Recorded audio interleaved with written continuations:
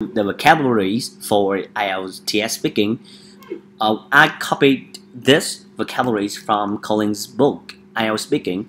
So try to, keep studying every day so that you can be fluent at English.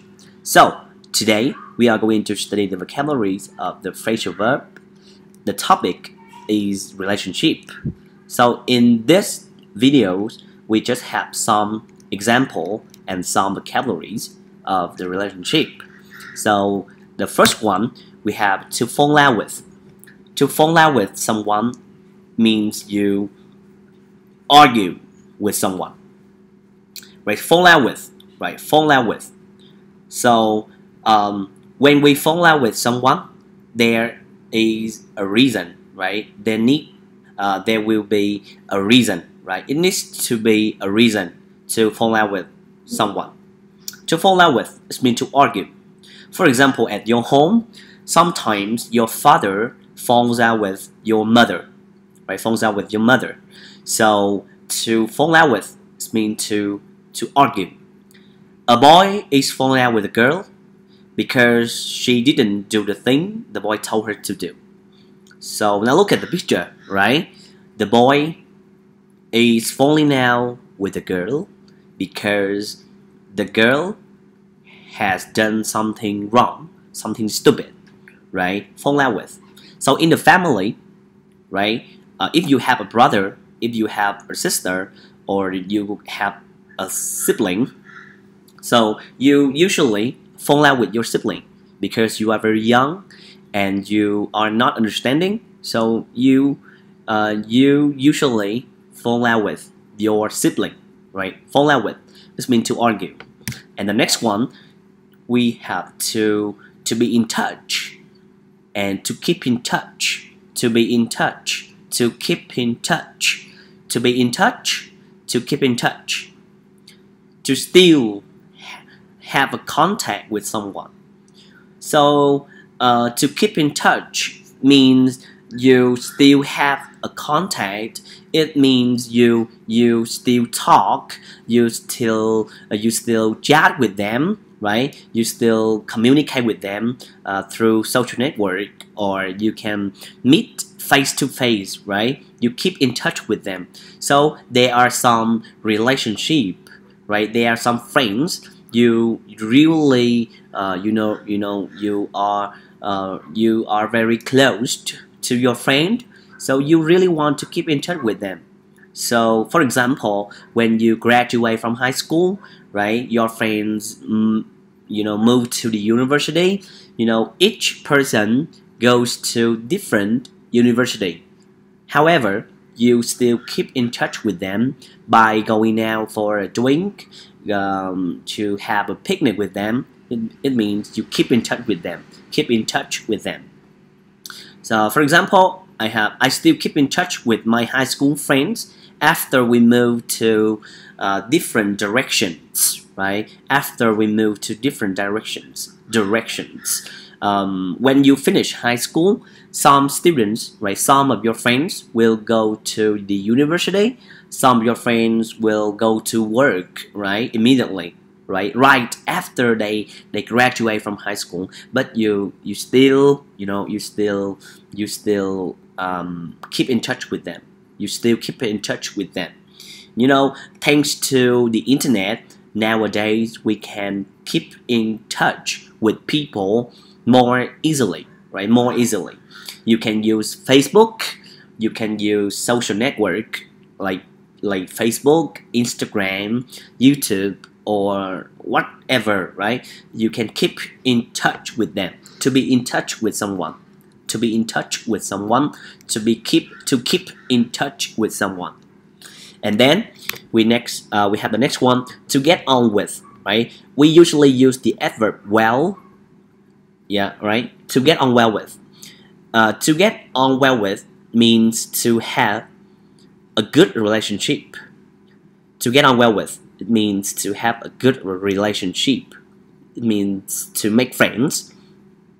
It's quite difficult to get on with new friends at university because we come from different regions, right? So if you live in Đà Lạt City, when you move to Ho Chi Minh City to study, right? You move to different city to study. You might find it very difficult to get on with new friends because you are very different from them. So get on well with, right? To get on well with. So in your family, tell me, who do you get on with? Do you get on well with your father? Do you get on with your mother? Right? Tell me. Who do you get on well with in your family? Right? It means who do you have a good relationship with in your family? So tell me. Answer these questions in the comment below. So that's it, right? To get on well with. I think it's very easy. So we have studied 2 vocabularies. The first one, to be in touch, to keep in touch, to get on well with. And the next one, to grow apart from someone. To grow apart from someone is opposite to to get on with someone. To grow apart from someone means to have a less good relationship. Like when you are older, you will find some friends are not reliable, and then you grow apart with them. Means you have a less good relationship with them. So if you are a good person, but no, in the past you used to be a bad person. You had, you went out with a lot of bad friends. But now, right, you are older, and you are over 18, and you think, right, you have the different view of life, right? So you don't want to go out with them. So you grow apart from someone. It means to have a less good relationship with someone. I have grown apart from Thủy Tiên, right? So who do you grow apart from? Tell me. Who do you grow apart from? Who do you grow apart from? In the past, I had a lot of friends. But when I moved to the university, I have grown apart from a majority of friends. Means, right, I no longer go out with them. I no longer hang out with them, right? That's it. To grow apart from someone. To look up to someone. To look up to someone means to respect someone. Respect someone means to look up to someone. To respect someone. To respect someone. For example, if a person who is very successful and who is very good at something, you will respect them, right? You will like them, right? You will like them, you love them, and then you want to be like them. It means to respect, right? To respect. So at home, you respect your parents, right? You look up to someone. It means you respect someone. For example, I look up to my family because they have always worked hard to support me. I look up to my family because they have always worked hard to support me. I look up to Trí, right, because he has done things that I'm not able to do. I am a teacher, but sometimes I look up to my students because they are able to do the things that I'm not able to do. For example, right, they can spend too much time. They spend a lot of time studying, doing research, and helping people. But I'm not able to do that. So I really look up to them. I look up to them. It means to respect, to look up. And the next one, we have to take after. To take after, you can take after someone, or you can take after someone's personality. To take after means to look like. Well, my mom is very hardworking, and I think I take after her dad, right?